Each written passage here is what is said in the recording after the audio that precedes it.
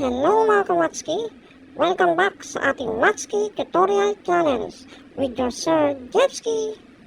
Ang tutorial natin ngayon is about converting mixed number to improper fraction. Mixed number is the combination of whole number and a fraction.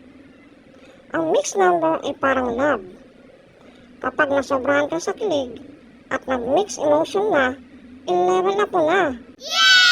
Paano nga ba mag-convert ng mixed number to improper fraction? Step 1.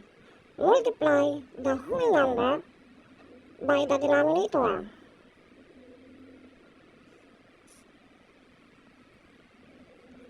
Five times 3 is 15.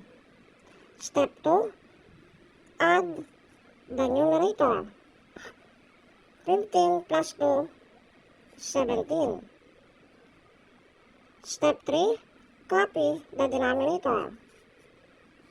So the answer is 17 fifths. Example number 2. 2 and 7/10 change to improper fraction. Again, first step, multiply the whole number by the denominator. So 2 times 10 is 20. Step 2, add the numerator.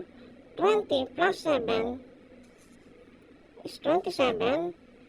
Then step 3, copy the denominator. 10.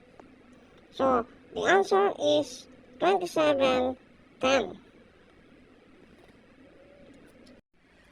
Example number 3. 4 and 2/7 change to improper fraction. First step, multiply the whole number by the denominator. 4 times 7 is 28.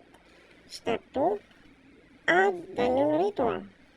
28 plus 2 is 30.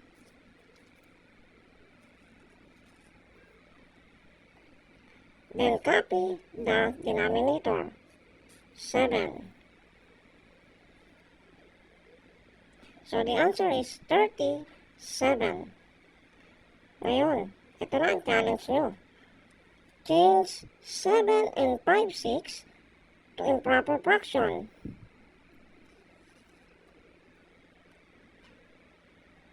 I-comment nyo na ang inyong sagot. Huwag kalimutang i-share. Salamat!